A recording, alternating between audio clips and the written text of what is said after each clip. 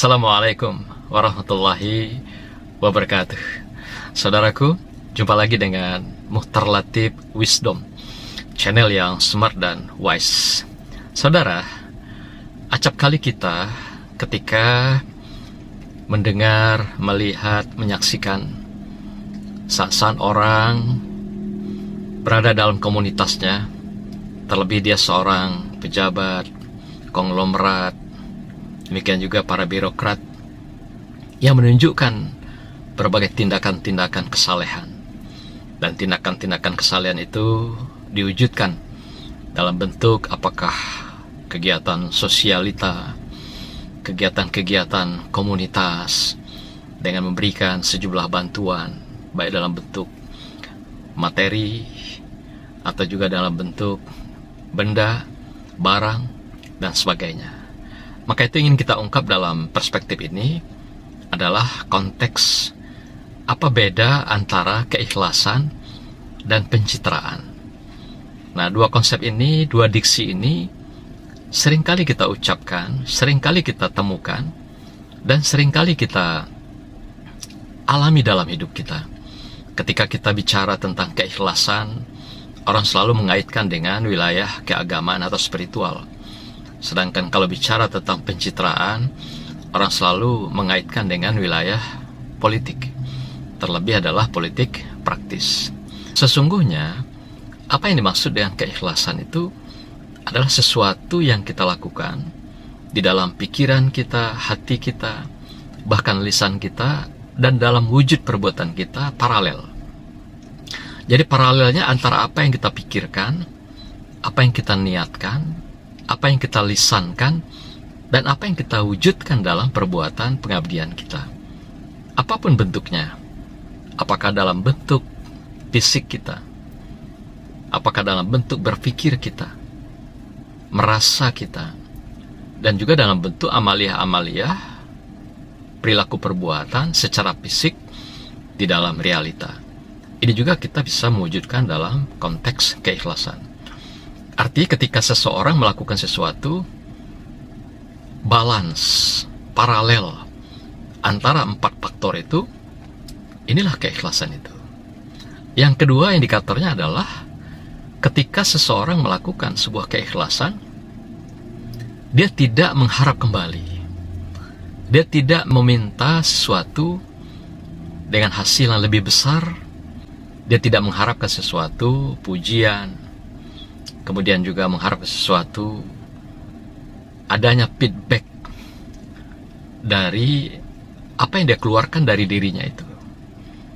Bisa feedback itu meminta kembali lebih besar dari apa yang dikeluarkan. Boleh jadi meminta sesuatu feedback itu sebuah jasa atau juga suara, sehingga pada akhirnya ada transaksi transaksional yang sifatnya sosial atau juga material. Inilah yang menghilangkan diksi hakikat daripada keikhlasan itu. Maka itu dalam sejarah para nabi dan rasul, sejarah para sahabat, para sufi, para pencari Tuhan, acap kali kita membaca, mengikuti sejarah-sejarah yang monumental ini, bagaimana mereka menunjukkan sebuah perilaku keikhlasan itu. Mereka berjalan ke pusat-pusat kota, sudut-sudut kampung, di musola, di masjid, dan di lingkungan-lingkungan tempat tinggal mereka. Mereka mendengar keluhan, mereka melihat kenyataan, dan mereka memberikan berbagai apresiasi, memberikan bantuan, dukungan, secara moral, material, bahkan onderdil, dengan mendatangi mereka secara diam-diam.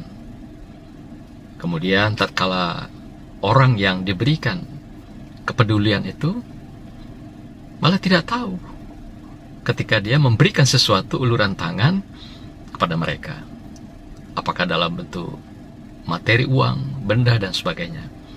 Jadi di saat orang-orang lengah tidak tahu, di saat itulah dia memberikan sesuatu tanpa diketahui oleh orang yang akan menerima bantuan uluran tangan tersebut.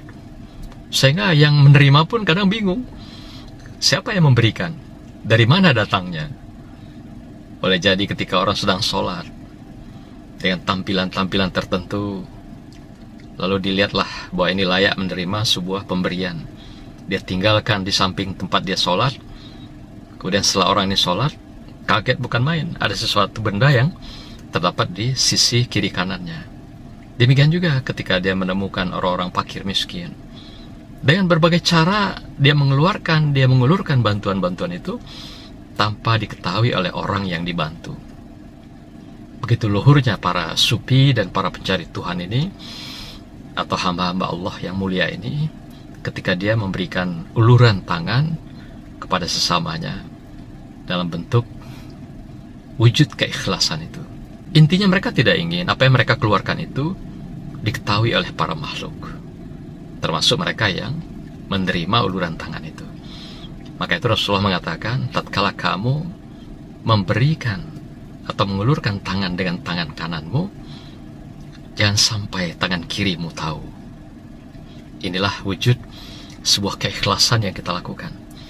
Artinya, apa yang kita lakukan, apa yang kita perbuat, apa yang kita sedekahkan, apa yang kita wakafkan, apa yang kita impakkan, bagaimana apa-apa perilaku-perilaku itu tidak diketahui, tidak untuk sebuah kepentingan tertentu, tidak harap kembali, apalagi untuk sebuah kondisi yang ingin diciptakan agar mendapatkan simpati, empati, dan juga dukungan-dukungan tertentu, apresiasi tertentu dari amaliyah yang kita lakukan.